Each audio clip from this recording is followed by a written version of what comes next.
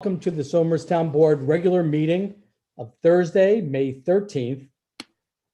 And I would like to start off by the Pledge of Allegiance. If you please stand, join me in the pledge. I pledge allegiance to To the flag of the United States of America, to the and to the republic republic which stands, one one nation, nation, under God, God, indivisible, indivisible, liberty, Liberty. justice. justice for all. Thank you, and be seated.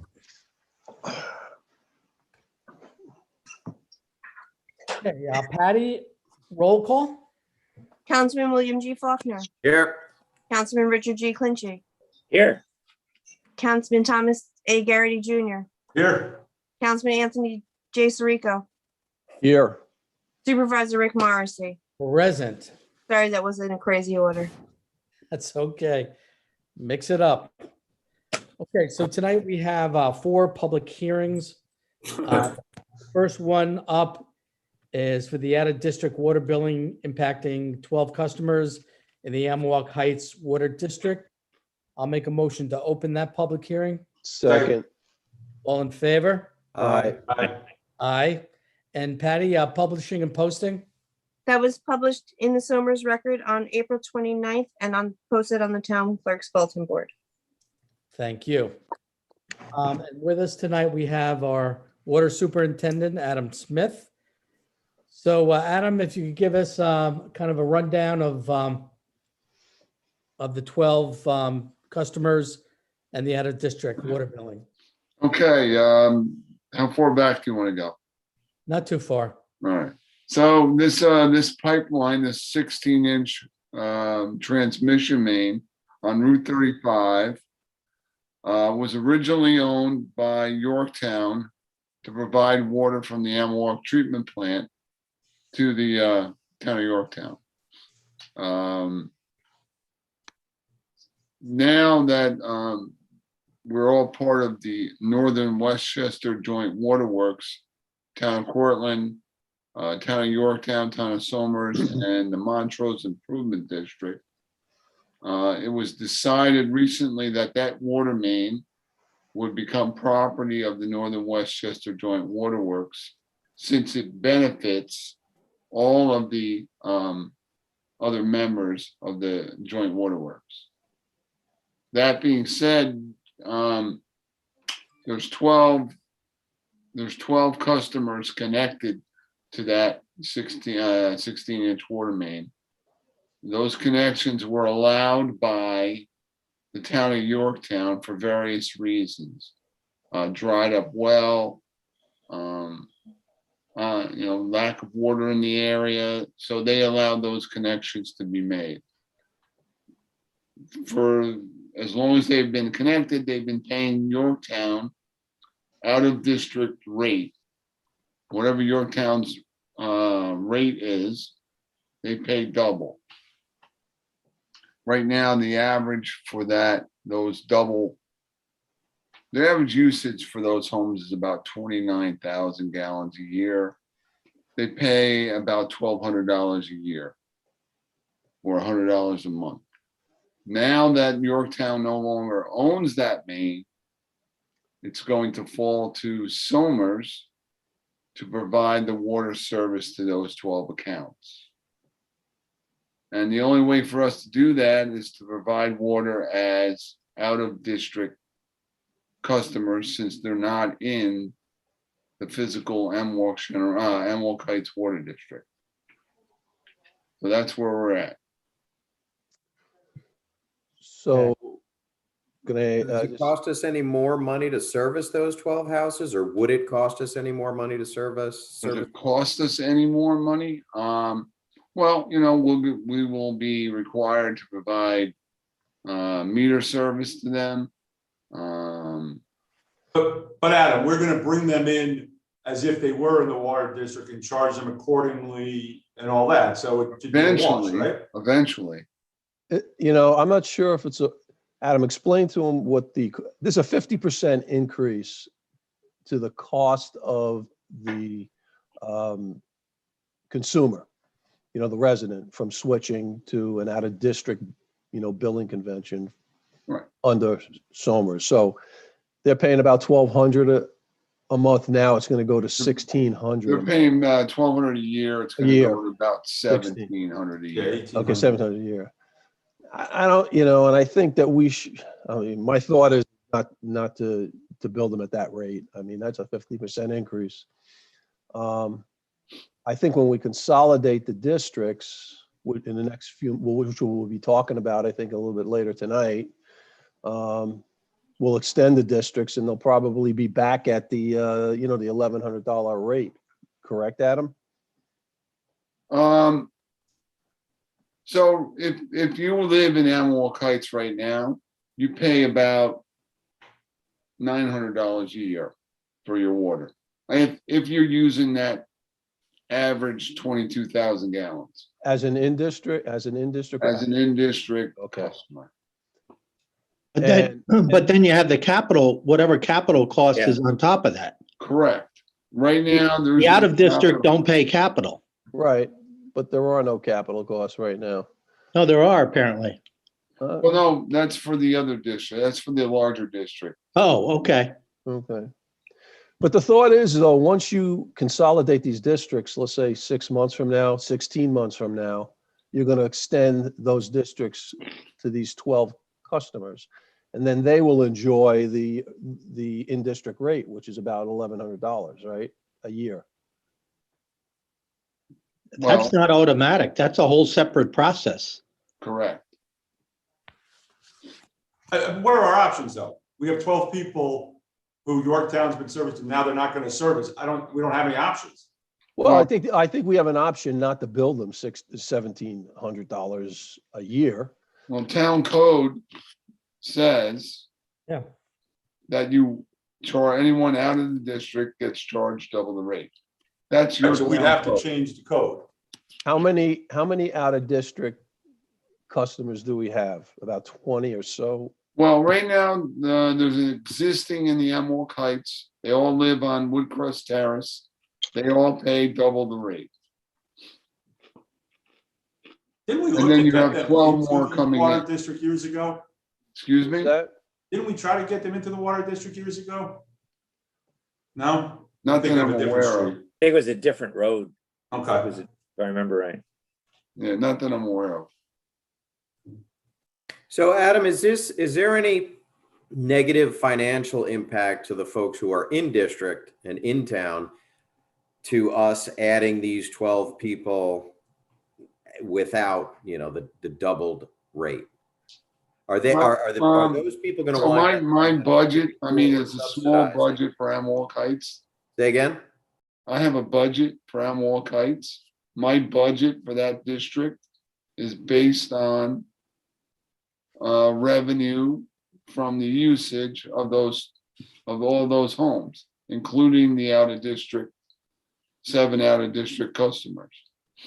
Is there anything physically that's going to happen differently once this change take place? Or, it's just a matter of we're changing entities. It's like a reorganization. We sold this piece. Now they're part of us. This is all on paper. I don't know. There's no additional cost to us.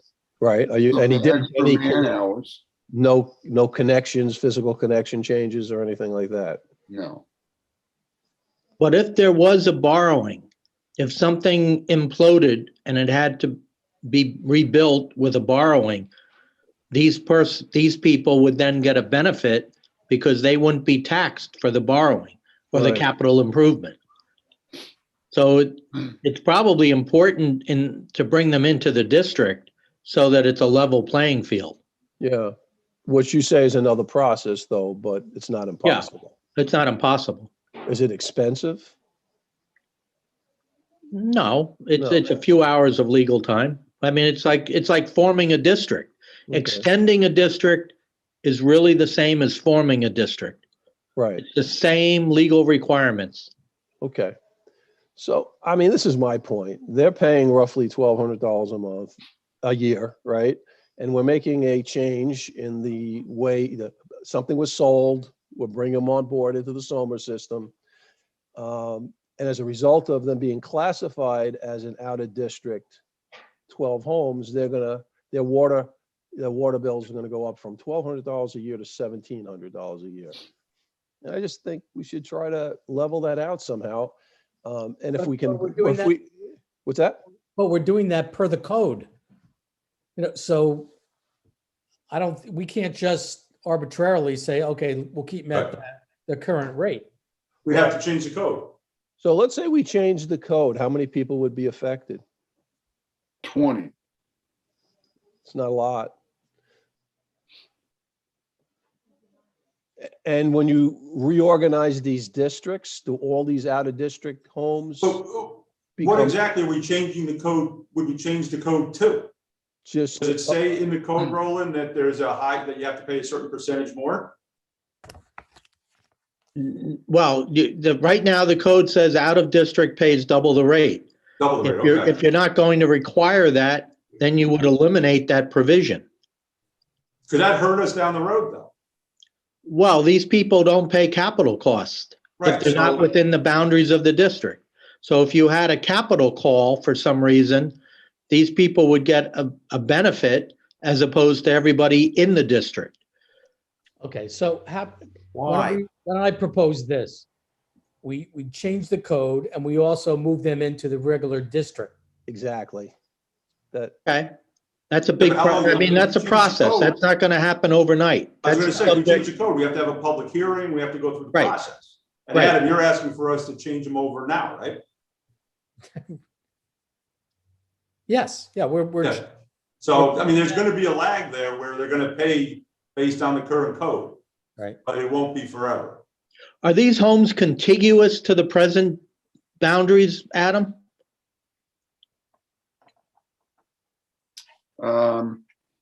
No, It makes it even harder. they don't even have, the town doesn't own the water main that they're connected to. Right. So properly, they shouldn't be part of the district. They should not. They should not, Right. right? Is that your feeling, Adam?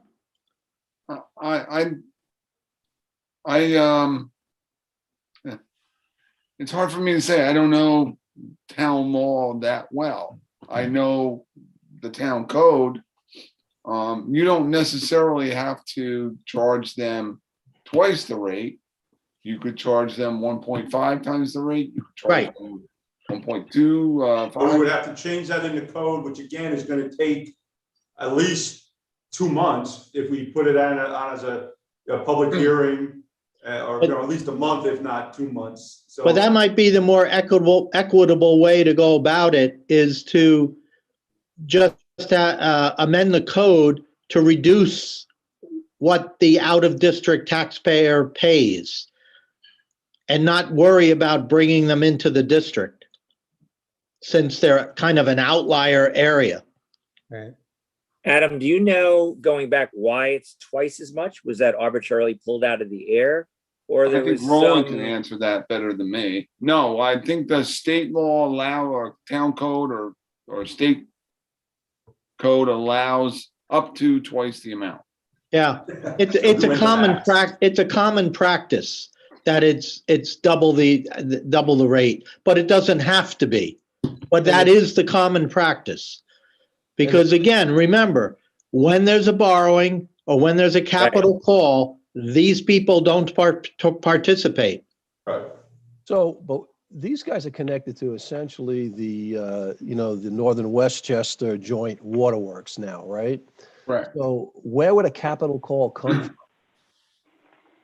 From us? Well, the capital costs would come The water. in to Amwalk Heights if we had to replace a main or buy, Yeah. I don't know, additional fire hydrants. If we did borrowing, then they would benefit from that borrowing without paying for it. Right. I'm just trying to say physically, how do you, yeah, Right. They're not in the district. All right. all right, well, We have. so let me ask a question. Can all these people, do you have to go into if you're non-contiguous, let's just say they're going to enter the district, they can't pick and choose. Everybody's in or not. Correct. Did I understand you earlier when we talked about districts, Roland? That when you create a district, everybody's in or everybody's out. They can't say, well, I want in, but I don't want to be in. I think it's more Well- dangerous. Again, if you do it of your own motion, it's subject to permissive referendum, which we're very familiar with. Right. Right. So if you can't force somebody to be in a district, they always have the right, they either petition for it and then you know they want it, or if it's on your motion, it's subject to permissive referendum so they can test it. But if you create something and there's a street on it and houses 135 want to be in and houses 246 don't. 246 can't just simply withdraw, the district is drawn. No, but they can petition for a referendum. Yeah, right. But it's either all of them or none of them. Right. But so Roland, what we're talking about is that these 12 people, I mean, I think we already hit on the answer, is these 12 people or 12 residences paying double the rate is too much, but taking into account that they're not at risk for capital costs. If we can go in and agree on something like a 1.2 or a 1.25, that might be the easiest solve. That might be the answer. Yeah, well, I think, yeah. To get to that point, we'll open the public hearing up for any comment. But if we move, after we close the public hearing, we would move to bring them in as an out-of-district customers. Yeah. We're taking them from Yorktown and bringing them as out-of-district in the town of Somers. That has to be the first step. Is Then is talk that, about a code change. is that urgent that we do that right away, or can it just run like this for a month or two? Well, excuse me, Yorktown is going to read the meters at the end of June. Right. And then at that point, that will be a final reading, and we will now move ahead and become responsible for those 12 accounts. Right. So if we were to move them over in our second June meeting, it would give us time to put together at the same time, changing the code. So they would at least get another month of the lower rates anyway, even if there's going to be a gap somewhere where they have to pay a higher rate for a short period of time, Right. they'll push it down the road. Adam said the end of June, right? The end Yes. of June. So we can have this done by the end of June. Okay, good. Good, good. If we're just going to reduce, but you guys have to decide what the proper rate is. Well, but if we're going to change the rate, that doesn't require a public hearing. We're not, Yes, but you can do that at your June meeting. Okay, good. So you're not going to change the rate, you're going to change We're going to the change the percentage they have to pay. code, above. right? Yeah. So Yeah, my instead of double, it'll be something less than double. My Yeah. suggestion is 1.25. And why is that?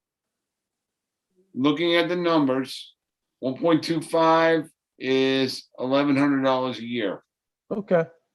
And that keeps them around the same spot. That keeps them around the same spot. Okay. And so if there is a capital cost, as you say, if something implodes or whatever, what would be the annual capital cost each of the members of that water district have paid, let's say over the last 10 or 15 or 20 years when there were capital costs? Does that result in $50 a month or Well, $500 a year or what at happened? one point, we used to do a operating tax levy. And the water rate was much lower, but we would supplement our budget with a operating tax levy.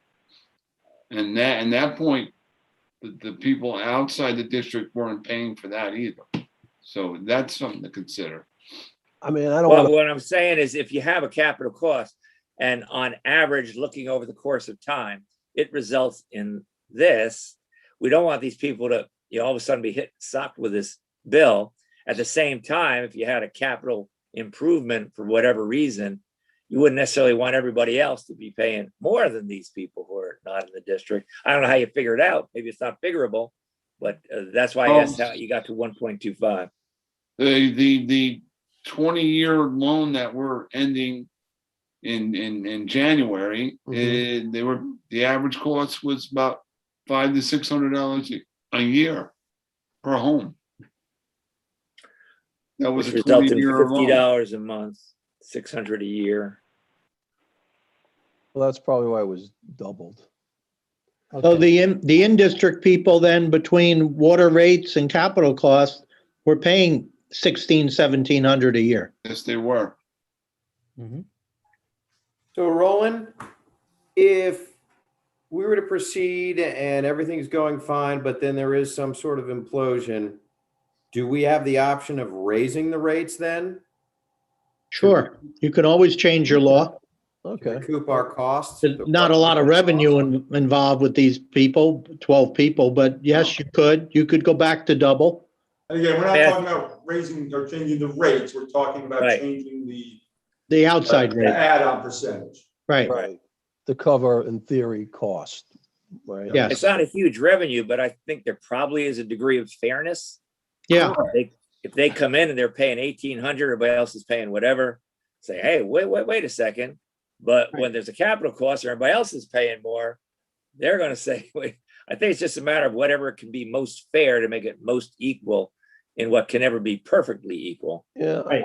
The interesting part, I'm sorry. I think it's quite evident that this town board is trying to look out for the best interest Thank you. homes. Thank So you.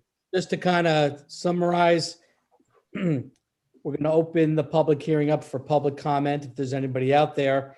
But our intention will be to continue this public hearing to June and also set a public hearing date for a code change in June. Is there a requirement to notify the customers that this is happening by mail or anything, or it's just our public notice here? I think they were notified. Okay, Adam, that letter went out, right? Yes, sir. that's Yeah. important. Okay. So at this point, if there's anybody out there for comment at the public hearing, please let us know. So Tom, you have the cell phone for I text. do, and I have nothing. Okay. And Okay. Paul, anything from your end? There's a few people that actually joined a little bit earlier. Is there anybody here for public comments on this issue? Got Rob's iPhone 8 and a few other, Right, no, they're going to be participants in the meeting. few others joining by phone. If you have public comment, now's the time. Otherwise, I do I not have have a pu- anybody. I have a public comment, but not about this issue, about the proposed Starbucks. All right, just if they're going to address that, when it's time, please state your name. Right, we're in the midst of a public hearing right now, so. Yeah, but Public comment. there'll be public comment after that, right? Okay. Okay, so hearing, well, we're going to continue this anyway, so hearing no further comment on the public hearing to admit the 12 customers to Somers out of district, I'll make a motion to continue the public hearing to our June meeting. Second. All in favor? Aye. Aye. Okay, so moved. All right, our next public hearing tonight is a proposed local law to amend Chapter 116 entitled Housing Numbering of the Code of the Town of Somers. I'll make a motion to open the public hearing. Second, All in favor? Aye. aye, Aye. So moved. And I believe we have Rob Russell, our code enforcement officer. he is. Rob, if you could give us a rundown, Earthquake. give us a rundown. Excuse me, of one- what- Let me just give you publishing posting first. I'm sorry, publishing. That's okay. It was published in the Somers Record and posted on the town clerk's bulletin board on April 29th. Rick, you muted yourself. Yeah, thank you, Patty. Okay, so Rob, if you give the board a rundown. Sure, just a brief overview. When they built the Muse up at Clayton Boulevard, one of the things that we had requested was to have the apartment numbers displayed alongside the windows, similar to the fashion that they would be alongside a front door. And where this is advantageous to first responders, amongst others, is that as you approach the building and you look at the second floor in the Clayton Boulevard example, you can see the unit numbers on the windows. So when you go into the lobby, you know, hey, I'm going to go upstairs and make a left or a right depending on the house number you're looking for. This has been beneficial for EMS calls. The other intention is that on a fire call, if you had to evacuate people off the second floor and you said, hey, go, you know, we need to get people out of apartment 2902. Traditionally, when you went around the back side of the building, you would have no idea where 2902 is. And there's no set standard for numbering apartments with inside a building that, unlike roads where typically speaking, the numbers run low to high, south to north. The way we set it up with the Muse is when you go around the back side, if you were told to evacuate people out of the apartment, when you got to the back side, all the windows or patio doors have the apartment number visible for you. So we found this to be really beneficial, and we've been asking everyone that we meet with when they bring their site plans to do this. And we said, maybe we're at the point now where it's progressive enough and we've seen that it's worked well enough that we just asked to incorporate this as part of our code, that if you're building a building that has multiple units, or I believe the other part of it was multiple doors on the back side of a unit that service multiple areas, that when you go there, you know what door you're opening and what window you're accessing, so that it eliminates delays in finding people or the potential of, you know, firefighters opening a door that they think goes into the back of, you know, like say Bobo's Cafe, but in actuality it's a staircase that leads into a basement, which is just a hazard for them. You know, the state code has made great progress with the type of truss roofing, and they require those labels on every doors. But as far as identifying locations within buildings, it has not. So we're trying to get a little bit ahead of the code there, and just really make something that we found that worked really well on a test basis, just part of the code. Okay. Rob, have people there, they've been notified of this as a safety, matter of safety for them? Have there been discussions about that? Yes, everyone that we've met with in the Bureau of Fire Prevention, you know, be it the actual developers or the engineers, like Insight Engineering, when they come in, you know, we go over what we request. And, you know, we were very successful a couple of years back. We changed the elevator key code so that all the elevators are keyed to the same key in the town. And like I said, everybody's been willing to comply with this. I mean, it's a very small fee for a developer. You know, it's a couple of vinyl stick numbers they put up there, but it's made a huge impact on the response side. So it's So nothing goes to the resident, him or herself. It's the developer who puts this in. Yes, we've been doing this, you know, on a moving forward basis as each new proposed thing comes into the Bureau. I'm just trying to find, is there any downside? It seems like it's kind of common sense. Is there any reason not to do this? It doesn't seem so. No, you know, it's one of those things that is just, we had that sort of aha moment. So this makes a lot of sense. And it's just one of those things we overlooked all these years. You know, in the past, fire chiefs would, you know, drive around with a binder in their car with the floor plans for all the buildings. And some of that is computerized now, but it's really just so simple when you're standing there looking at a building to be able to see, oh, that's apartment 3201, that's apartment 3609. It's so simple that I think that's why it's been missed all these years. It's so common sense. Would this put us ahead of the state code, so to speak? Yes. And is the state code going to come back around and say, do something else maybe? I mean, it seems, the whole thing seems sensible to me. We can always be more stringent than the state. Yeah. Right. We just can't be less stringent. So And this was brought to my attention. Look, it's all about public safety, and that's what we're in the business of. And to me, it's a no-brainer as well. Yeah, it's a no-brainer. So do we have anybody on this call or meeting that wants to comment on the proposed local law amendments? Tom, anybody on the text or cell? Or There's nobody on my side. Nobody on my side, guys. Okay. No. Little delayed action. Sorry. Okay, hearing no other comments on this, I'll make a motion to close the public hearing. Second. All in favor? Aye. Aye. Okay, see, we're all aye, so moved. And Roland, at this point, can we make a motion to pass the resolution? Yes. Okay, so I'll propose that we change the code in accordance with the public hearing as mentioned.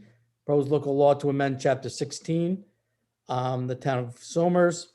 Change the title to read building numbering instead of house numbering. And we all have copies of the code change itself. So I'll make a motion to adopt a resolution changing chapter 116.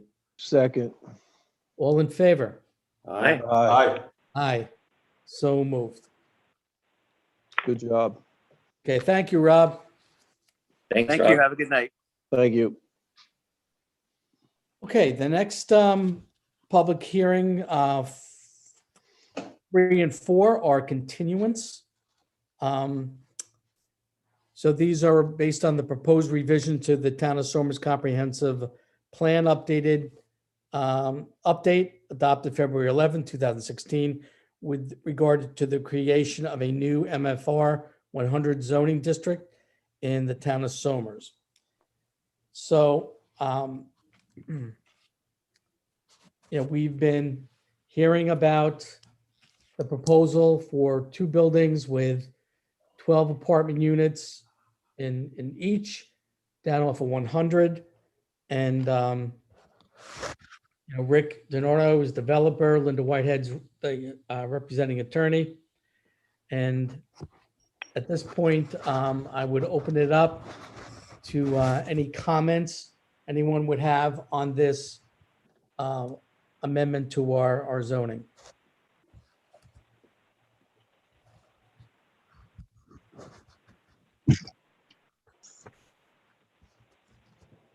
Okay, anything on your end, Tom?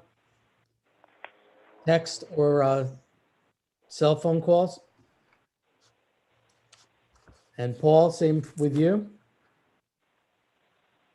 There's nobody on the YouTube side, but if anybody's a part of the Zoom meeting that has comment, please do so now. I'm looking at the chat room. There's no one in chat. For anyone who's just watching or tuning in, can we just get a brief summary what this means, what this change means, in like 4 sentences? Okay, so tonight we have with us our planner, Dave. Yeah. So Dave, you want to give us an overview of what this amendment would be? So what the town is currently considering is a draft of a zoning amendment that would allow for a multifamily. I think it's in the MFR 100 district.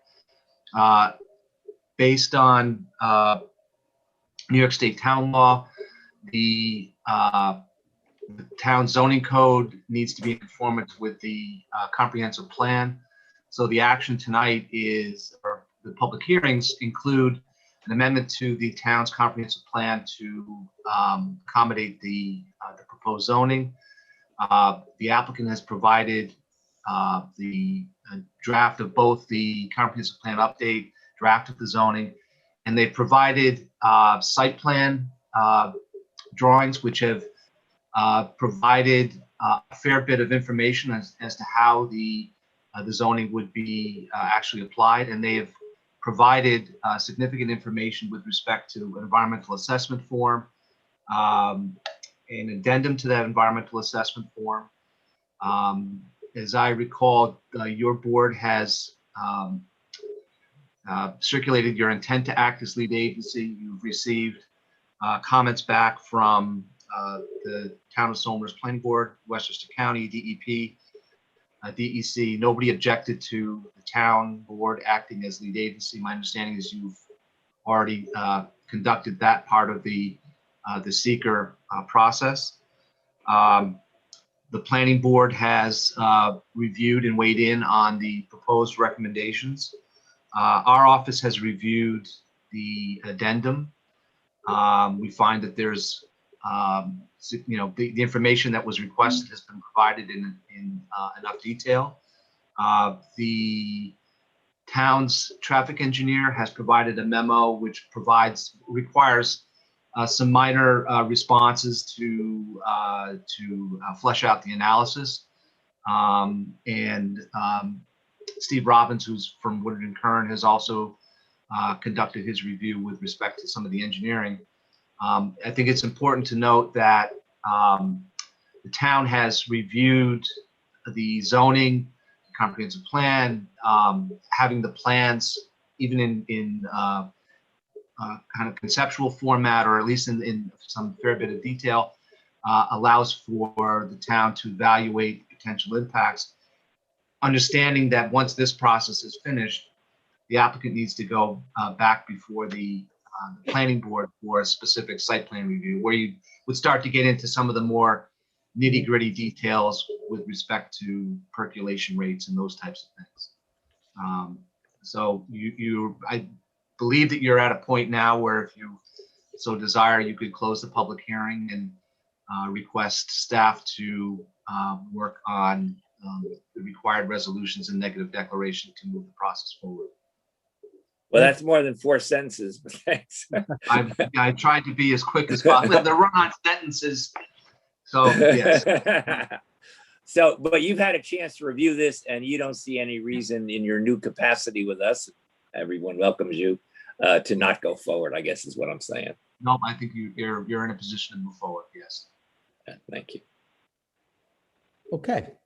Once again, I'll just mention if there's any comment from the public on the proposed revision to the town comprehensive plan, which has to happen before we actually amend the zoning. I Yeah. still have no comments. Hello? Yes. Oh, If you please identify yourself. Yes, hi. My name is Paula Pradine. I'm a Town of Somers resident, and I have not been aware of this change in the zoning. I just want to understand it, as I received the email from the town earlier in the week, so I have very little information but what I've just heard in the last 5 or 10 minutes that you've been speaking of this. But I would like to understand, are you changing the entire zoning law for the town of Somers? No, Oh, good. it's specific to one particular zoning category that fronts along a portion of Route 100. And I believe that the specific zoning, the proposed zoning only affects the application is for only one specific parcel. It may be at some point, it could be applicable to 2 or 3 others, but those parcels would need to come back before the town board to petition for those parcels to be specifically rezoned for this use. Right, and Okay, and I was just going to tell you, it's Unlikely. parcel that's under 3 acres. Just to clarify, that the parcel under consideration is at the corner of Route 100 and drawing a blank. Highview Highview Court. And Highview. Terrace, yes. Terrace. Yeah, it's the corner of 100 and Highview Terrace. It's about a 2.2 acre parcel that previously had one single family home on it. The idea of this zoning is that it's sort of a transitional zone between the commercial and industrial uses that exist along Route 100 in this area and the single family homes further up Highview Terrace. And so you're looking to construct multi-family building that will accommodate how many families? It's 24 units, 2 buildings with 12 units in each. And maximum capacity of individuals that can reside in those units? Per building code. Oh, bedrooms, what are the bedrooms? Which is what? You can have 10 people on a unit, or you're limited to 2, or what is the code? Well, you list the bedrooms, right? So you get a sense of, Yeah, they're all 1s and 2s. mostly ones and a few twos. Yeah. Okay, the reason I ask is I moved to Somers from Croton on Hudson 5 years ago, and in Croton on Hudson, a similar semi-commercial road in the town, the zoning was changed, proposed, and it was fought, but ultimately the law was changed, the zoning was changed, and the single-story buildings were all could then be built up, and it has dramatically impacted the school district and dramatically changed the neighborhood and all those who live on the other side of that street. So I am very sensitive to this. I don't live directly in that area, but I don't live that far from the area. And I feel that it's a slippery slope when you start building multifamily housing in a town that people have moved to in order to have quiet and space and not heavy traffic, and not have the school district impacted to the extent that they then have to start building buildings, adding on to all of the schools in the district. So I don't know, as I say, this is my first time hearing about any of this.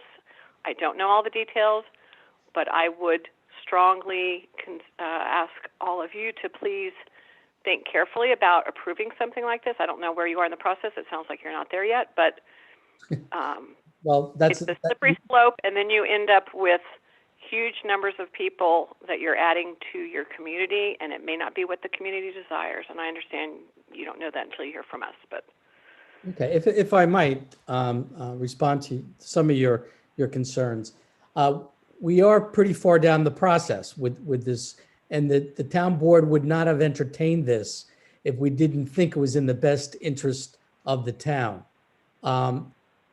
Somers is a wonderful community, a welcoming community, but we do lack affordable rentals in this town. Well, and it might be that the reason that we lack affordable rentals is because this is not an affordable area of Westchester. And well, that's relative to, are we a Scarsdale? No. But no, it's not about that. We don't have we don't have the right transportation. You get off at any of these train stations, there's no bus that's going to take you anywhere. There's no companies to come, to work for. So it's not Somers is desirable as a bedroom community, yes, but I don't see it as somewhere that the affordable housing is desirable. This is not low income type affordable housing. This is, if anything, it's more middle income. People will have cars, they will drive. We're not trying to say they won't. There is a need for this type of housing. I can also say, for the benefit of the board, I'm the village attorney in Croton. I know what's gone on in Croton in the last 10 years. I don't think that what was portrayed was exactly accurate. And in fact, the schools in Croton are still well under capacity. Well, and speaking from Somers' point of view, our schools are school population is down. So there will be no, even if 24 families moved in with children, they could easily be accommodated in the school system. Okay. Again, we did provide you with an analysis of anticipated impacts and number of school children. It's included in the materials. There's only 6 2-bedroom units here. The rest are all 1-bedrooms. And there's how many affordable are there? Like 2 or 3 or so? 3, Yes. right? Right. Meet the town's requirement. And the rest is market rate. Just to give you a benchmark about the schools, I mean, the school census was up about 3,500 students, I think, just 2008, 2009. It's down to 2,900 right now. So, and they're planning the plans call for that bottoming out, maybe 2,700 or so. You know, Okay, the well, I housing- know the last 10 years, the Croton schools may not have grown, but the 10 years prior to that, Yes, 10 my years taxes prior, kept going up Well. precipitously, so. 10 years my prior school to that, 10 years prior to that, it grew Correct. quite precipitously. But I'm just giving you perspective, that's all. Right. No, I appreciate that, and I don't mean to insert myself with zero information, but I just want to make sure that this is not a big move to start inserting low-cost affordable housing, as has been highly discussed in the press of late with this new administration. And I can Federal assure, government taking over all control of zoning in suburban areas. So I just want to make sure that's not what this is. this is No. exactly not that. Yeah, there are currently bills up in Albany that are challenging our home rule regarding accessory apartments. We are fighting that. Somers, as I said, we are unique, we're welcoming, and we do have a mix of housing. We have high end, we have middle end, and this is an effort to increase our rental market. If anything, we're lacking there. And you know, the board has been working with the developer and Ms. Whitehead to get the best possible product that we can. And you know, this is, I would encourage you to go over to this area. You can see that there's a gas station, Froggy's Deli. Across the street is a recycling a materials yard. So that zone is light industrial, and all of a sudden, boom, you hit a residential zone right out on 100. So what has been proposed to us, and the board's been, you know, listening and reviewing and going through traffic studies. We have all these questions, and you know, we wanted to look aesthetically pleasing. The renderings we've seen, you know, do just that. It's a nice gateway as you come up Route 100. So, you know, we're holding a public hearing. I thank you for your comments. I think a lot of what you said has been discussed, and those concerns have been addressed. So thank you. Okay, I appreciate that. Thank you very much for the time and for answering my concerns. Very much appreciate it. If I can just add to that, you know, some might say, you know, neighbors, that area, is this the right place for that building? But the concept of it, of the rental units, the reason that I think that's a good thing is that, in my opinion, I think many people's opinion, you know, you don't necessarily want to be just a high-end bedroom community. Move in when kids go into school, move out when they don't. There's not that sense of community. When the supervisor talks about a unique community, there's certainly a history here, a loyalty, for lack of a better word, of people who grew up there and want to stay here. And I want to continue that. And so what I hear from people who are younger, like they say, I can't buy a house here, but I'd like to live in Somers. I think things like this give them the ability to do that. Then as they become more successful, they might buy that home from you or me and raise a family. And then when they get older and they want to sell that house, they move into something like the development on Route 100, just south of the shopping center by the Boniellos, or over by Ken Carney's development, or older people up on Route 6. So you have a whole array of choices that allow you to become part of a community where you grew up in and you became old in, and you're devoted to. And I think that's a good thing. And that's something that can continue to make Somers a bit unique. I don't want to see people just move in, move out, you know, just for the schools. I want them to stay, or have the ability to stay. I agree with that. However, I would argue that kids who grew up in Somers, the majority probably don't want to be in an apartment next to a gas station and a deli and a material disposal site. So yes, the concept is good. I'm not sure that you're going to have a big draw, depending on what it looks like and how well the landscaping is, to account for what's next door and across the street. The intention is to make it beautiful, and I hope you'll follow those plans to help them do so. Good. Well, thank you again for your time and for all of this information. It's been very enlightening, and I appreciate all your time that you've given me. Thank you. Paula, we appreciate your comments as well. Thank you. Yeah. So Paul, any other residents out there for public comment? I mean, on the public hearing? Tom, anybody texting or on the cell? Yeah, no, I only have somebody who's waiting for the Shenorock or for Starbucks rather, and an interesting one if you want some insurance. Okay.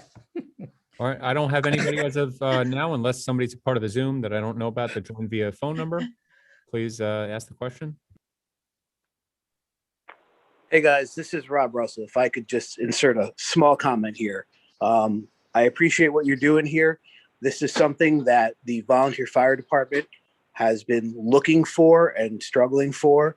We have lost so many legacy members over the years because of that lack of affordable 1 and 2 bedroom housing for our members when they come back from school.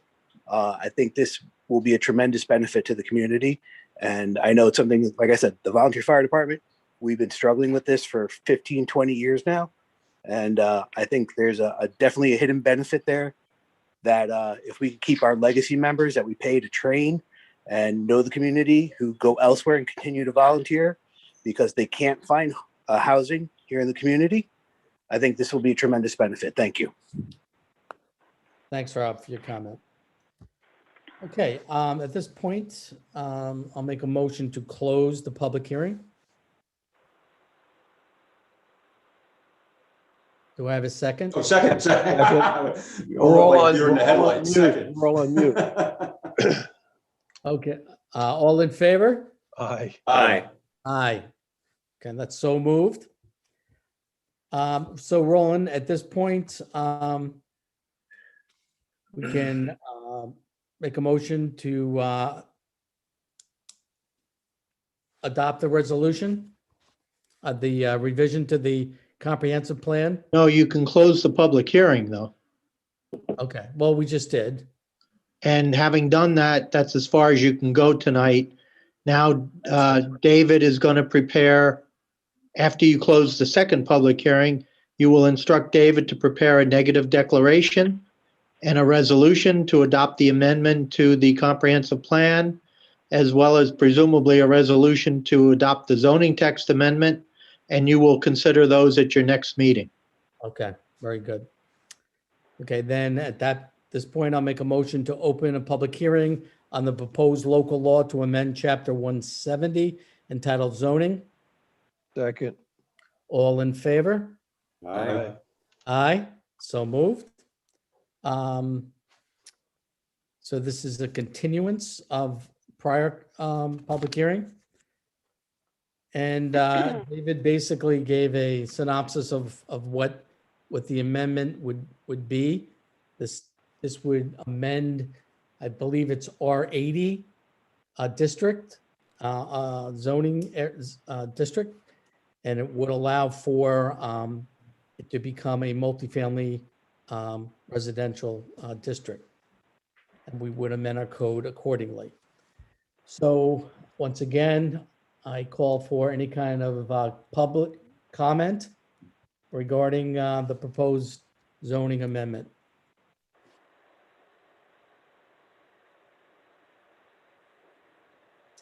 Okay, I'll check with Tom. Anybody call or text?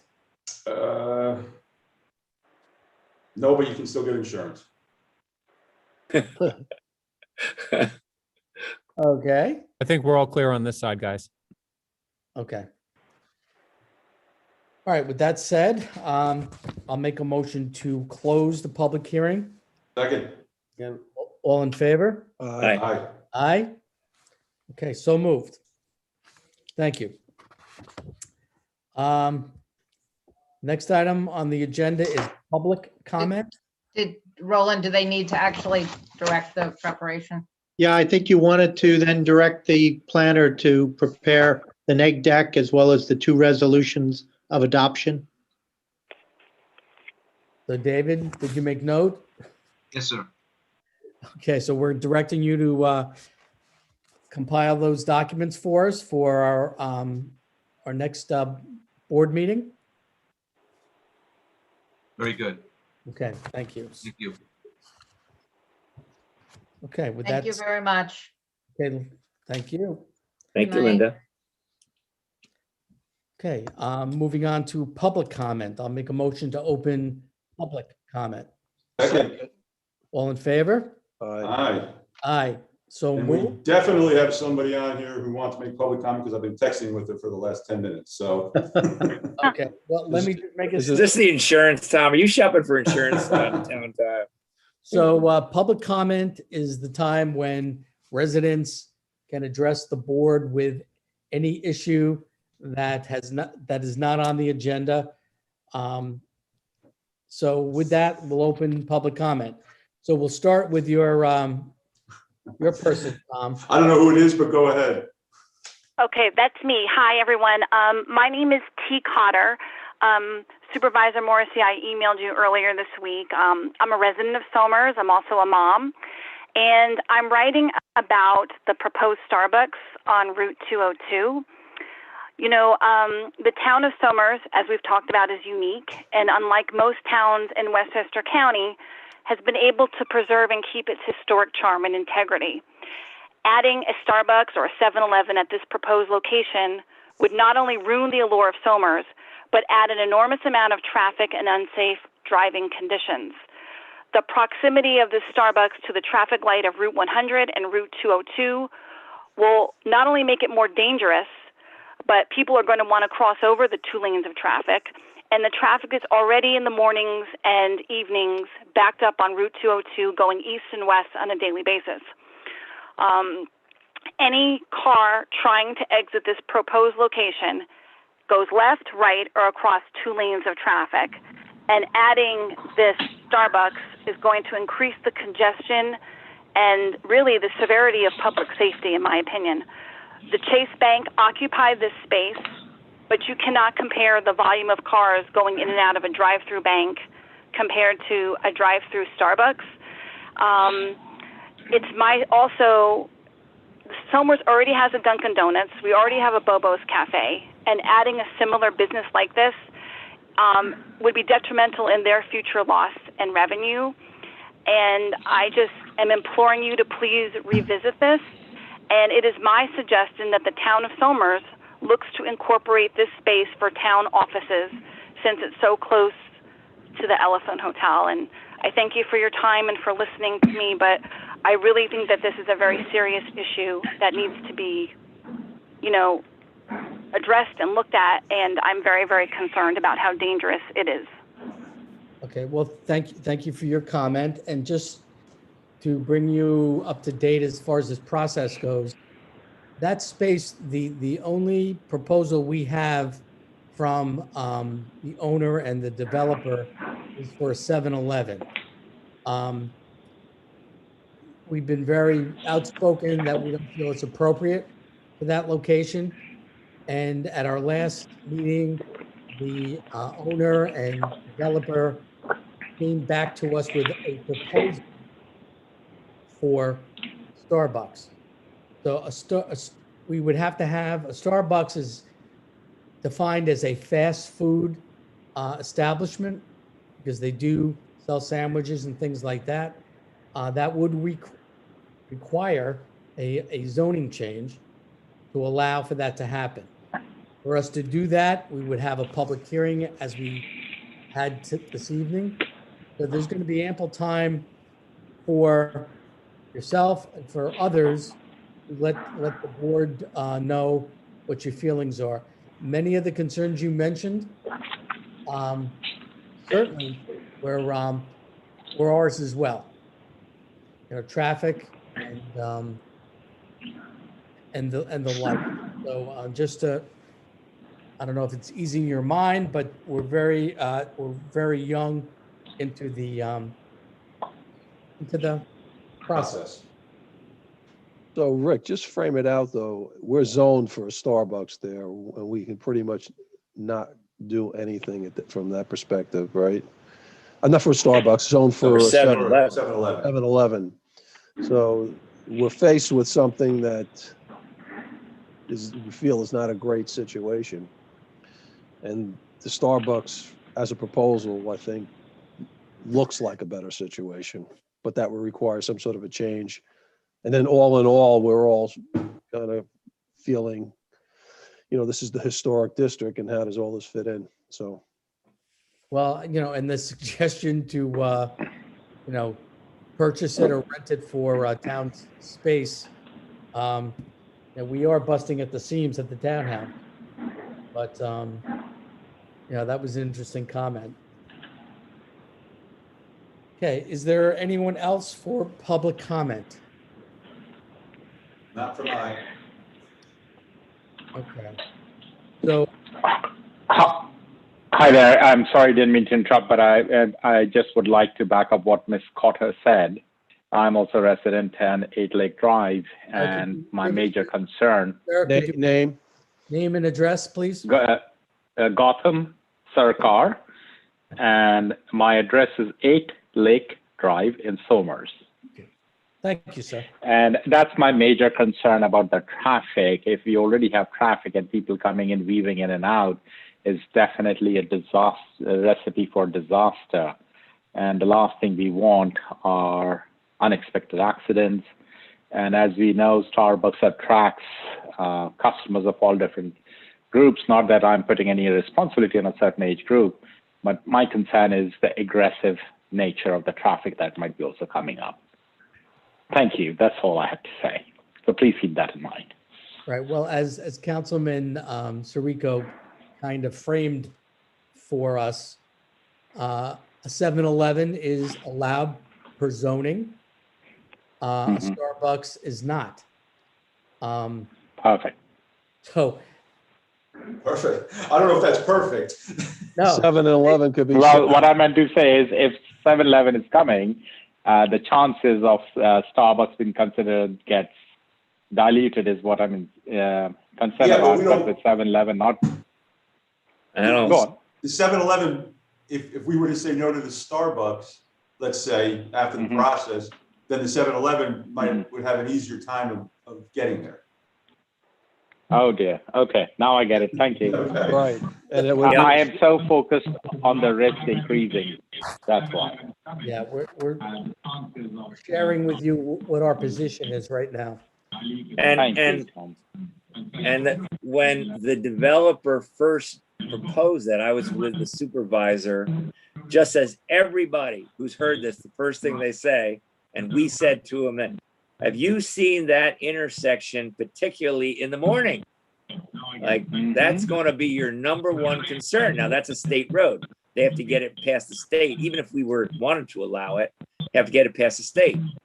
As far as, so that's a huge thing. And as far as the Starbucks, I've never spoken to anybody, I don't think anybody else has, who says, hey, I prefer a 7-Eleven open all night rather than a Starbucks. But does it have to be a binary choice? We have a limited ability to determine what would be there. Now, personally, I said once to a lawyer who asked me, he was representing a client, I said, put a hardware store in there. That's what we need in town. I put in that space, but that's just me. But when you got people say, yes, Starbucks, yeah, love it. One guy said to me, yeah, I go over to Yorktown so I can go to Starbucks. I'd rather have one here in Somers. Another say, I don't want that in the middle of a historic town. So it certainly is a contentious issue, but everyone agrees about the traffic. Yep. Yeah, absolutely. And office will be ideal because you have incoming traffic during the certain hours and then in the evening. So it definitely reduces that risk of continuous traffic. Right. So I'm sure the owners of the property would take all comers. Yeah. And contrary to what people think, we can't tell people who to rent to. No.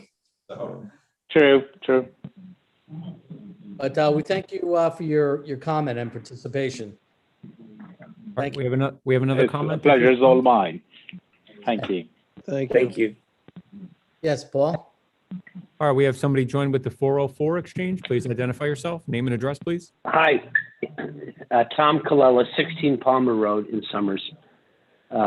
Excuse the Atlanta area code, but we've lived here about a year and a half.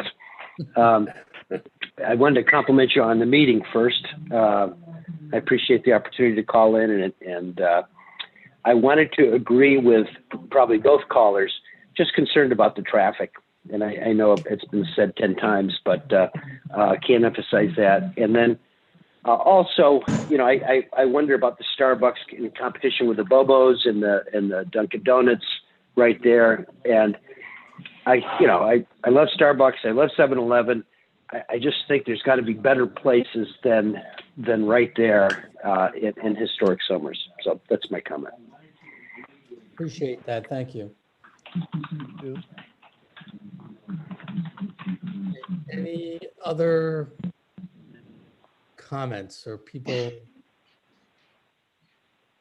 Okay, so as has been our practice, we'll keep public comment open as we go along for people if they're having a hard time getting through. So we'll just remind me to close it at the end of the meeting. I will say the fact that we had 2 or 3 actually people who made public comment shows that the system is working, which is good because we haven't had many over the remote meetings. I was thinking the same thing. So it does work. Okay, our next agenda item are department reports. Patty? I have reports from the town clerk, building inspector, zoning board of appeals, plumbing, fire bureau prevention, parks and recreation, planning and engineering, tax receiver, and director of finance. Thank you. Okay, up next on our agenda is the town of Somers COVID update. I usually start this report by citing some state numbers, and then I'll end with where we are in Somers.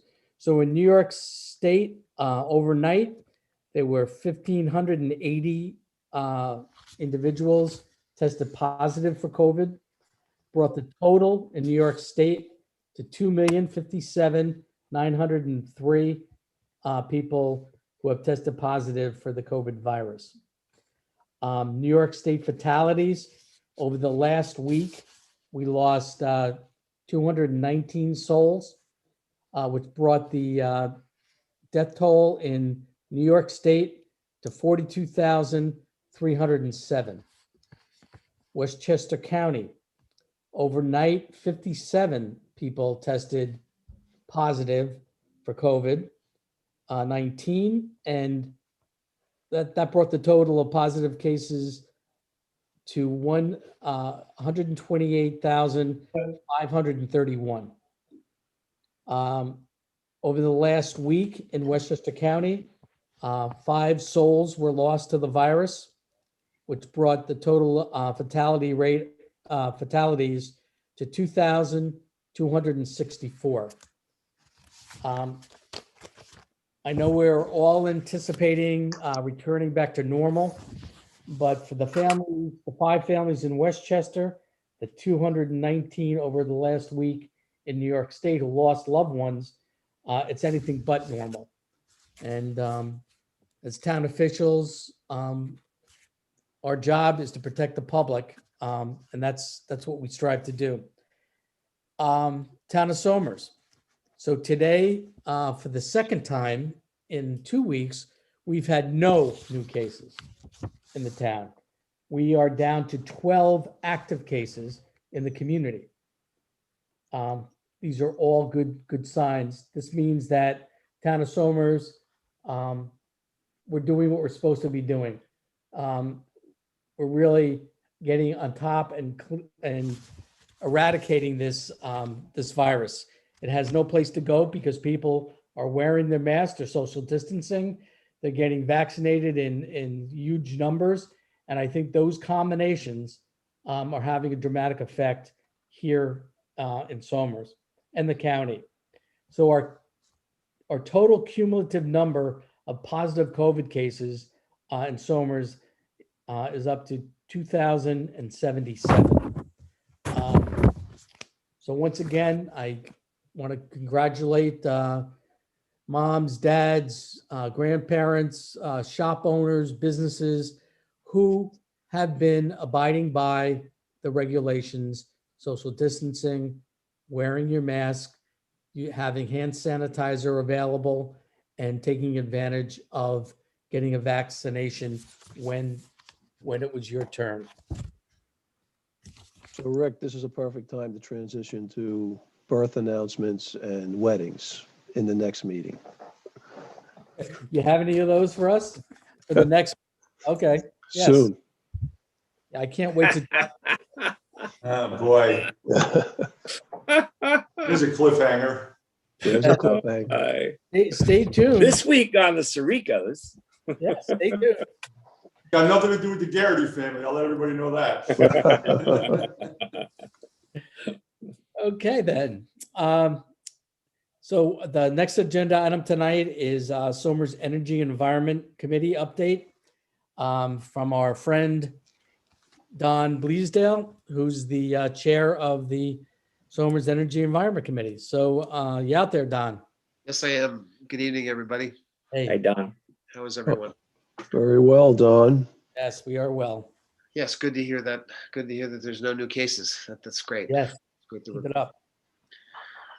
So I just wanted to follow up on my past few months back and update you a little bit. We will be partnering again with Sustainable Westchester in September to do a webinar on home winterization. They have a new campaign that's called, I think it's called Energy Smart Homes. It's similar to what Energize was before, but basically they keep adding to the kit with air source heat pumps and other things to help make your home more energy efficient. So we'll have probably a local contractor, probably Healthy Home. I think they work with Healthy Home as one of the professionals in the business, and they'll be on it.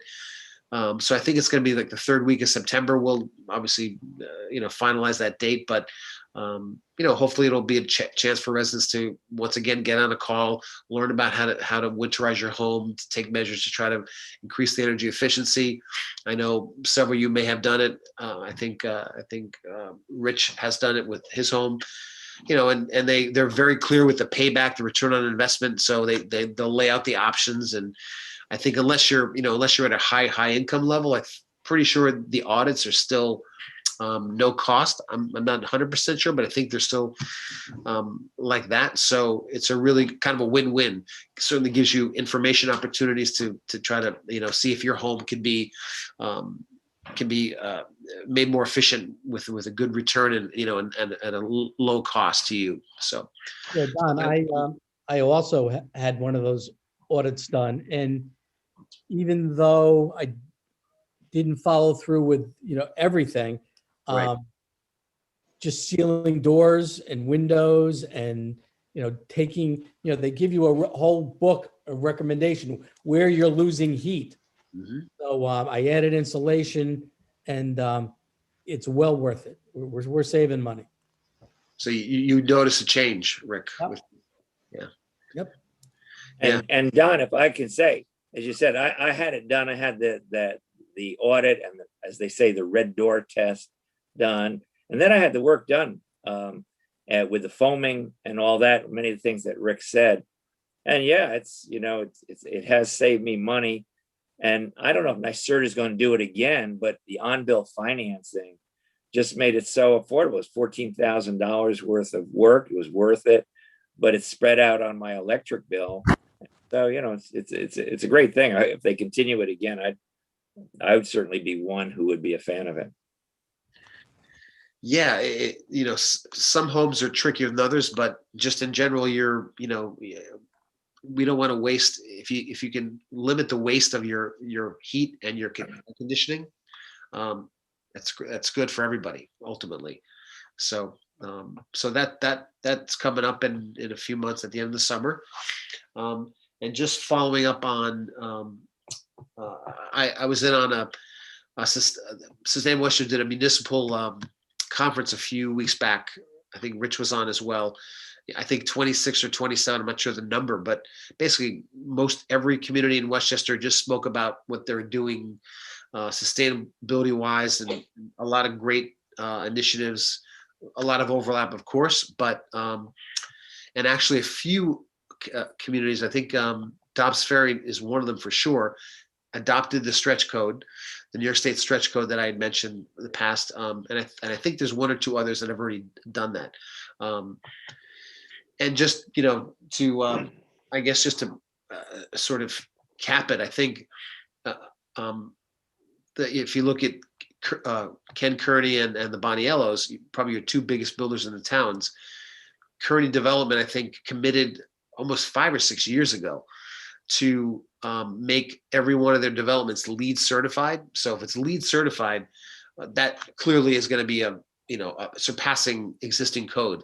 And the Boniellos, of course, are building the Somers Cross units, which are significantly using less energy to heat and cool and all that. So your two biggest builders have found a way and find it in their interest to to build buildings that are more efficient, which I think is smarter building. So I know Kim, I think, had mentioned wanting to reach out to other builders to get more comment, and that certainly seems relevant and all that. And if there's anybody out there that you think I could talk to, I would be more than happy to do that. So that's sort of what I've come up with the last few months. Mm-hmm. Yeah, it's the webinar sounds exciting, and the more we can educate town residents on energy efficiency, I think that benefits them and it benefits the environment. Right.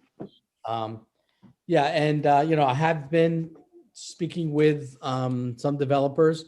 A concern that I would have, codifying some of this is it a financial burden? Some of the feedback I got from some of the contractors, it's a financial investment. They're saying we build it to either LEED standard or heat pumps, what have you, and we have to charge the customer that, but with the understanding that over 5 years, over 10 years, over 15 years, they're going to be well ahead of the game and have a energy efficient home. So that's some of the feedback I'm getting. Others, are, if you mandate this, it's going to have a financial impact on my business. I can't build as many homes. I can't do this. Well, I'm with you. I believe that in the future, this will be codified. A lot of what we're asking people to do and asking developers to do. So heading in that direction. And I think, if you look at the housing stock in the town of Somers, you can't, when you look at a home, and people, I think, even if you're mindful and you want to do all these things, the visual and the aesthetics of a home usually captures people's attention first, right? Wow, they see the beautiful home, right? But what's inside the walls and which leads to the utility costs of owning a home, right? That number, heat, electric, gas, that my suspicion is at some point that will be standard, that when you go to buy a home, you will find out what is this home using energy cost wise. And that number directly relates to what's going to cost you to run it, right? And the better, more efficient, clearly it's going to probably last longer and cost less money. So, it's, and I think you're right. I think it's going in this direction. And, if there was a financial burden on builders that are maybe not as big as the Boniellos, and maybe there's a way to sort of phase it in to say, you know what, we want to be mindful of that, but let's try to help you, take the steps, sort of thing. That's my thinking. So. Okay. Yeah. Well, you're not going to let us drop it, and we're not going to drop it. So, evaluating the code. So, Yes. and I thank you for your work on it. You know, Don is the head of our Energy Environment Committee, but he's also a noted, I don't know about expert, leader, but he builds all the stuff that he talks about. So he has really the firsthand knowledge, and he's told me once or twice his goal is to build himself his own, what is it, zero energy neutral. Right. Yeah. Yeah. And I think he can do it. So he doesn't just talk, he walks the walk. But this is the future, whether there be a carbon tax, you know, at some point in the future to reduce carbon consumption. Certainly there's going to be, in the next several years, there's going to be incentives from the federal and state government that exceed even what is there now for this. It is the future. And, you know, phasing in, and maybe that is so. You certainly don't want to hurt somebody's business or something like that, but we're all going to be living in more energy efficient homes. And there's a whole lot of reasons why that's good to do. And it has saved me money. It's been a more comfortable home as a result of the work that we did, which was just kind of basic work, not to say all the new stuff that's coming out. The geothermal, is that what it is? Geothermal? Up with Bonnie Yellows. Yeah, I mean, that's really cutting edge stuff. Yeah. Yeah, you know, back in the old days, they built homes with conscious of energy, sun, heat, and light, and you know they knew how to sort of maximize those things. So I think we're kind of coming back to saying let's just build smarter buildings that harness and use resources, you know, more efficiently and wisely. So, but I appreciate and they have the solarized, but not solarized. I don't community solar, right? We have that. We're still getting people, and there's actually, in terms of just the stretch code, in my looking at the sites, I think there might still be some kind of incentive. They give out grants for a few $1,000s for certain things, I think, and I'm going to look into that more. So there might still even be some grant money there, not a large amount, but if you could, in pursuing that stretch code, they might be able to be some grant that would offset it or incentivize it, I think. But I think community solar is still getting more adherence, and that's a good way for people to save another 5 or 10%. Yeah, they guarantee you 10%. Right. So, and you know, you talk about aesthetics, the solar panels on your roof are not the most attractive. Exactly. And there's only about 25% of the homes in Somers that have enough sun on them to make it effective or a good return on the investment. So the community solar, where it's upstate and in other areas where they put all the solar panels, and you get the benefit of it. So yeah, that's a good program that you guys have done. All right. It's really a no-brainer if you want to save 10%. Yeah. Off your bill. Right. I agree. Well, thank you for letting me chat with you. And yeah, no, thanks, Don. You're welcome anytime. Thank you. Thanks, Don. Okay. Have a good night, guys. Okay, thank you. Okay, next on the agenda is we're in the midst of National Preservation Month. Somers has a lot to preserve. And with us this evening from the Somers Historical Society is Grace Zimmerman. So Grace. Apparently it's out near a lake somewhere, huh, Grace? Yeah. Oh, this is the Hudson River. Oh, good. How come it's dark where I am, but it's light where you are? I don't know. I can send it over to you if you want. This is one of this is in our collection. Okay. But this is from Peekskill, looking towards the Bear Mountain Bridge. Right. Okay. But thank you for having us. And I'm going to share my screen here because I put together a little PowerPoint so you don't have to look at me.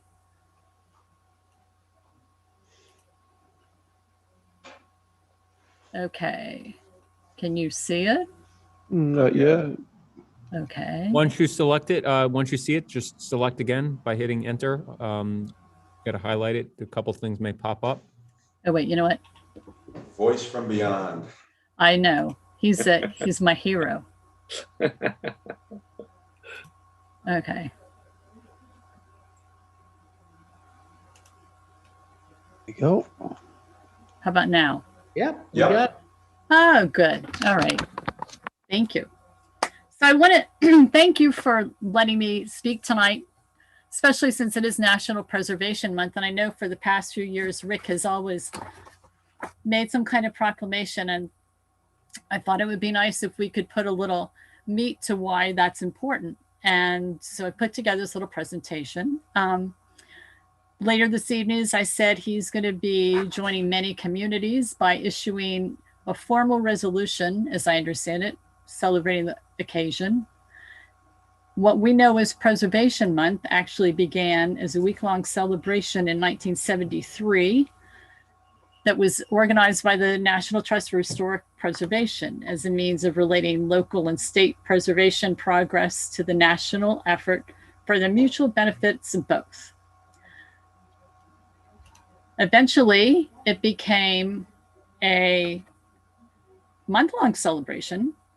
It was introduced in February of '73. President Nixon signed the resolution into law May 5th of that year. And part of his proclamation, he says, as the pace of change accelerates in the world around us, Americans more than ever need a lively awareness of our roots and origins in the past on which to base our sense of identity in the present and our directions for the future. So now we have a month-long celebration.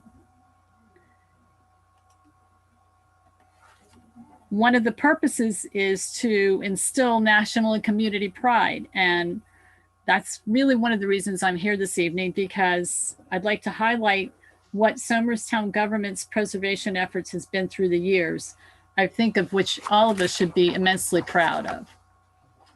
So coincidentally, today is the 15th anniversary of the ceremony officially dedicating the Elephant Hotel as a National Historic Landmark. This is the highest distinction placed on a property by the United States Department of Interior and the National Park Service. The Elephant Hotel joins such well-known landmarks as the White House, the US Capitol, the Empire State Building, and the Brooklyn Bridge, among other places. Oh, wow. So it's fitting that this story of historic preservation by our town fathers begins with the Elephant Hotel. When in 1927, the town, whoops, I'm ahead of myself, the town chose to buy the Elephant Hotel to consolidate all of their records.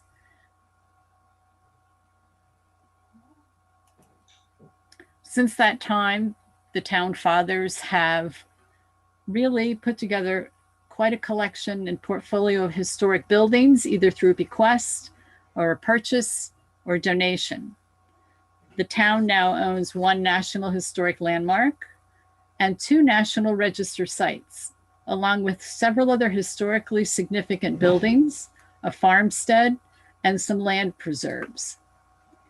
Through adaptive reuse principles, the town fathers have converted most to municipal office space while retaining much of the original architectural features, like in having the Elephant Hotel. Other buildings, such as the Wright Reese Homestead and Mount Zion Episcopal Church, are still maintained as historic sites, and they're interpreted as such. This is a timeline, excuse me, I'm losing my voice here tonight. This is a timeline by decade of the activities that the town has undertaken in some kind of a preservation fashion. By some estimates, the town has spent well more than $500,000. I would venture to guess probably closer to $1 million through the years towards historic preservation. And whether that would be for the purchase of a property or the purchase of land or the maintenance of these properties or entering into conservation easements. You all should pat yourselves on the back, and we should all thank our forefathers for doing the same. Here are some examples. This is from, obviously, Stewart's Farm. Here's a listing of some of the organizations at Mount Zion Church that had actually assisted in preservation efforts. Monies have either come through direct funding and taxpayer dollars, grants, public-private partnerships, through volunteer efforts by community organizations.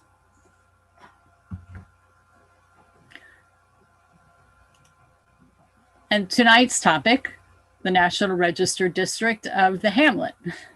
Equally significant was the recognition by the town of the historic significance of the roughly 56-acre Somers Hamlet, of which the Elephant Hotel, St. Luke's Church, and Bailey Park are focal points.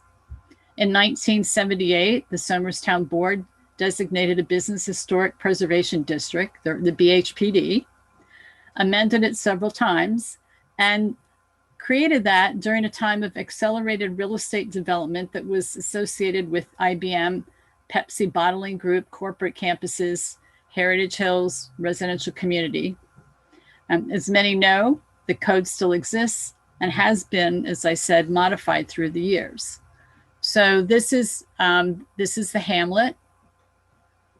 Not every building in the Business Historic Preservation District is in the National Register District. There is a little bit of a difference, but if I may, I don't know if you can see this cursor, but this is roughly where you're talking about the building that's in question right now.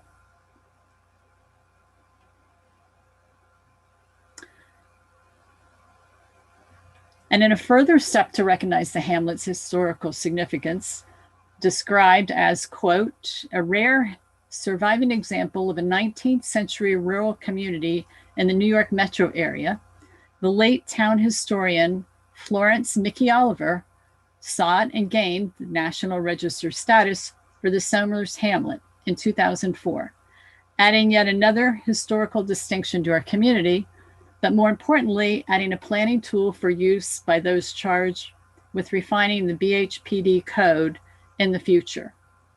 So I think we all should take pride in town government's historic preservation efforts through the years and have a good month and appreciate what we have. And, going forward,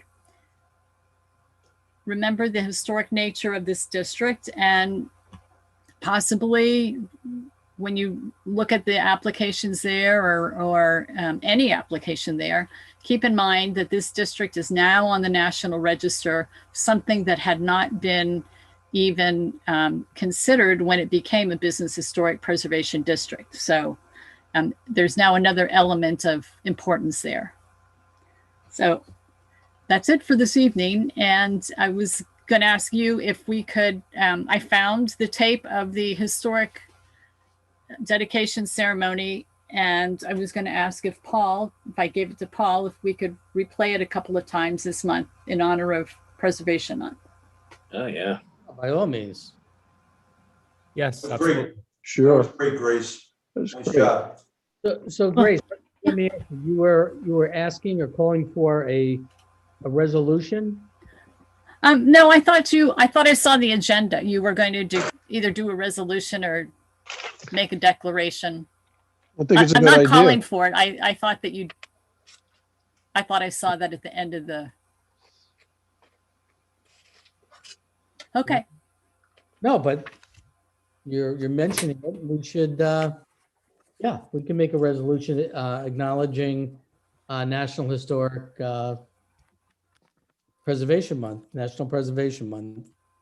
Well, no, it says at number 6 in the consensus says declare May 2021 as National Historic Preservation Month in the town of Somers. Oh, there you go. Oh, phew. You I did. did read right. You Even though I'm sitting here on the dock, looking over the. This certificate, by the way, is a copy of what the town received when the Elephant Hotel became a landmark, and we're having it a scanned copy of it made so you can hang it in the lobby later this month. Our personal framer will be doing that this week. Beautiful. That's great. Great. Thank you. So, well, thank you. Great job. Thanks, Grace. Can I ask you two things? One is the video that you referred to. Can that just be put on our website? That's what she's going to do. I don't know. Yes. I'll talk to Paul and see. Yeah, absolutely, guys. No problem. No, but Okay. Tony, they're going to run it on the channel also. Oh, okay. Yeah, the website's a great Yes. idea. It's really interesting because it's the first live video that Euro Video Productions did. It was the we're doing it now all the time, Paul, but your father did it. And I remember when he was working on it, he says, I don't know, it's going to work. I think it's going to work, but it was broadcast live. So Grace, you have a spot on the website, right, for the historic? Right. Yes. So I was maybe gonna, you could put it in there, maybe. yes, I'm just going to put it up on our YouTube channel too. Yeah. Okay. Yeah. Put a link to the YouTube channel. Yeah. Hey, Grace. Grace, where can we Yes. get a copy of this presentation? Also, Paul, can you make a copy? I have it. I have one here. Yeah, definitely. Either or, absolutely. I can make copies for whomever, no problem. Yeah, Bill wants to get all those dates so we can have Yeah. Those closing or remarks. future fun facts. Yeah, fun facts. Right. We just missed one. I know your motive. Plan ahead. Great. Say, Grace, Yes. I mean, thanks for all the awesome work. This is very important. You're preserving history and organizing all the work that you do around this is Well, excellent. thank you. Thank you. We try. I mean, it's, as you were talking earlier this evening, Somers is a very special place. And not only the people, but this is a very, very unique and special history that we have in this town that people aren't always aware of. And we need to just keep that in mind and take it all into consideration. And we're doing that. We're doing that tonight. Very good.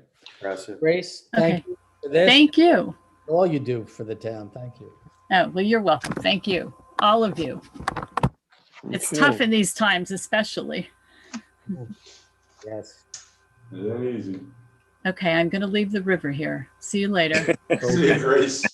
See ya. Bye, Grace. Bye. You got to take the presentation down. When she gets off, it should disappear. There you go. Yeah, okay, good.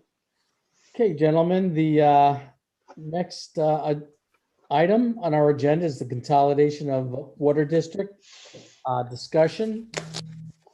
Adam, you still with us? Doesn't appear to be. Okay, so Roland, you've been very much involved in this. Why don't you give us the board the synopsis? Well, I've outlined in the documents I drafted and sent to the board, I've outlined the process for the three districts to be combined into one as of the first of the year. There's some ongoing discussion about with Bob Kehoe and Adam and myself about whether that should be extended out to next April, because there is one debt payment of one of the districts that's yet to occur. But I think Bob is intending to prepay that before the end of the year. So we may still be on target for a January 1st consolidation. The steps that I outlined here are the steps that Patty has to follow in terms of the publication and the availability of the proposed joint consolidation agreement. I prepared an EAF that goes along with it. Tonight, you could declare your intent to be lead agency. That's probably the only action you could take tonight. And you could then direct Patty to begin the process that she has to transact from her office in terms of completing each of the publication steps and scheduling of a public hearing. Okay. Yeah. So at this point, I'll make a motion to declare the town board the lead agency for this action. Second. All in favor? Aye. Aye. So moved. And I'm going to direct Patty, our town clerk, to begin and follow the procedures that are outlined in Roland's memo of April 29th. And yeah, we'll set a public hearing. You know, we'll talk about setting that up, and I'll circle back with Bob. I think that was a good suggestion to, you know, prepay for that one district. This way we'll moving forward, we'll have one Somers Water District #1. I think it's a very good move for the town.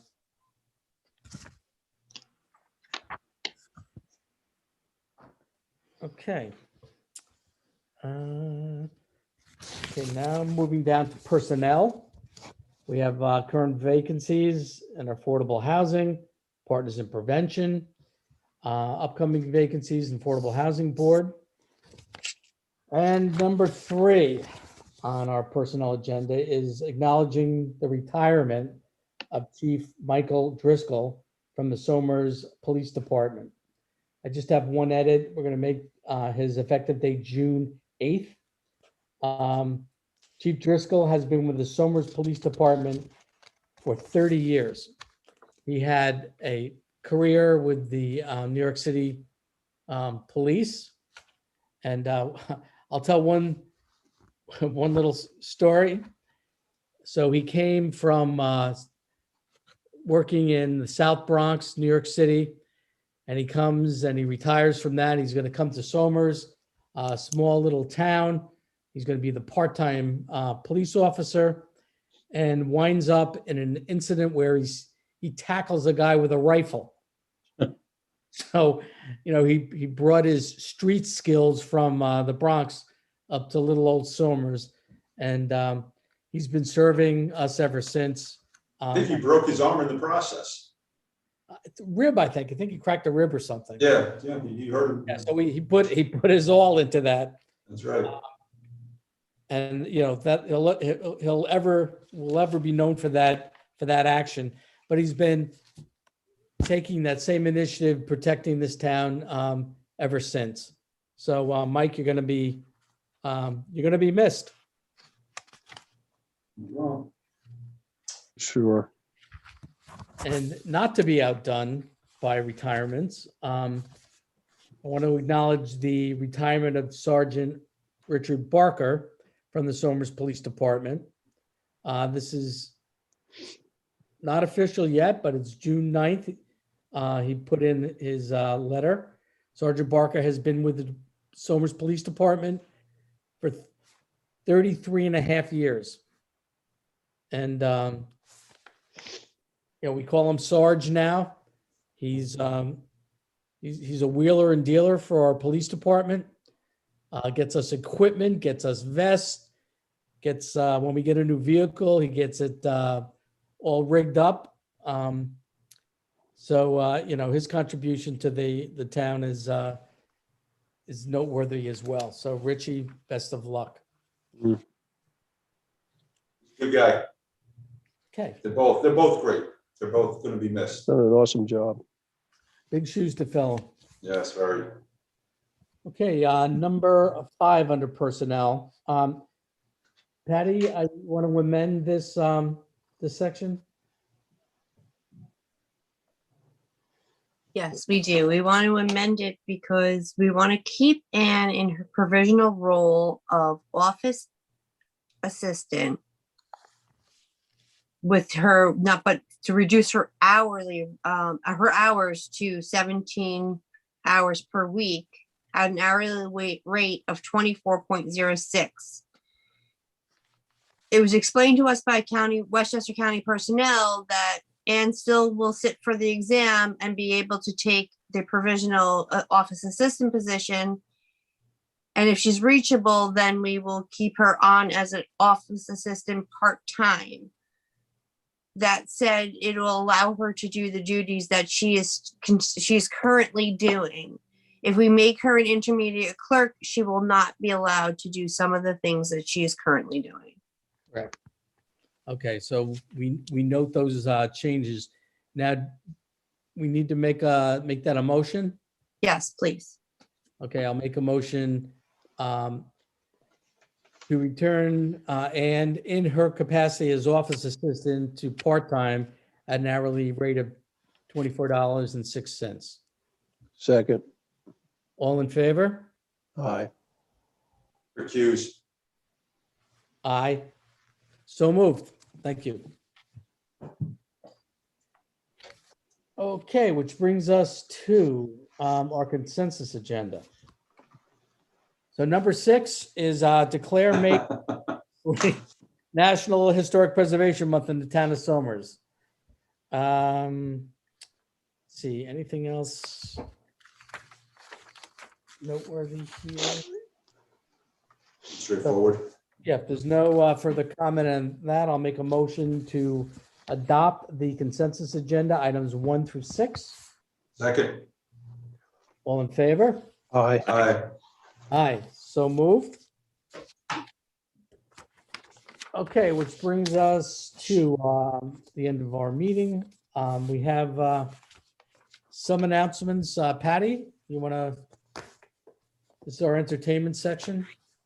For our entertainment, we actually have announcements tonight, so let's keep it professional. Somers, the Police Memorial and Appreciation Day will be, is this Police Appreciation Week is this week, and if you drive around town, you'll see all those blue ribbons. That's what those blue ribbons are for, to show appreciation for our police department, Somers and wide. Tomorrow, they're going to have a small virtual ceremony at 12 o'clock at the town hall, but it'll be a very small ceremony and it will be virtual. Westchester County Mobile Shredder is coming back to Somers on June 1st from 9 a.m. to 12 p.m. at Reese Park. So everybody That's a get big one. ready to go. That's a big one. When's It's that a big- date again? June 1st, it's actually Tuesday, June 1st from 9 a.m. to 12 p.m. at Reese Park. And And I'll then just add, we're stay going in to, stay in your cars. oh, please stay in your cars. Somebody will assist you. But I figured, oh no, we don't have a meeting before that. No. We're going to continue with this Making Somers Beautiful. It's the litter cleanup weekend. It's Saturday, May 22nd and Sunday, May 23rd. There will be supplies available on that day in the townhouse parking lot from 9 a.m. to 2 p.m. Their mission is to clean up from Route 202 from the Elephant Hotel to Lake Road right after Lincoln Hall. That's a big ask. It's a long stretch of road there, and that's what they are hoping to get accomplished on that day. And then on June 11th, we are having a blood drive in the townhouse from 2 p.m. to 8 p.m. You need to sign up and have to have an appointment, but we will be having a blood drive in the townhouse, which we always do really great with our blood drives. And then on a personal note, Tony referenced, baby announcements. I just had my 6th great niece born today at a big whopping 9 pounds, 5 ounces, and Wow. 21 and a half inches long. She still doesn't have a name, that poor kid, but that's what she gets for being number 4. Congratulations. Congratulations. That's good news. That's my fun fact for the day, Rich. Sorry. No Hank Aaron, no Babe Ruth. On this date in May 13th, 1940, Winston Churchill gave his first speech as prime minister, where he said, "I have nothing to offer but blood, toil, and tears," later refigured into the rock group Blood, Sweat, and Tears. Wow, look at that segue. That was great. Yes. Great band, by the way, also. You made me so very happy. It's true. Yeah, Oh my God, that's a joke. it brought a horn section to rock and roll. It was frowned upon up until that happened. Okay, I'm going to make a motion to adjourn. No, close public hearing. Thank Or you. close Motion public to comment. Close public hearing. Second. Public comment. All in Second. favor? Aye. So moved. And I'll make a motion to move to an executive session to discuss some personnel matters, not to return to the town board meeting. So if I could have a second on that. Second. All in favor? Aye. Aye. Okay, so gentlemen, you have instructions on how to get there? Yes. Okay, All right, good night. Good night, everybody. Good night. Good night.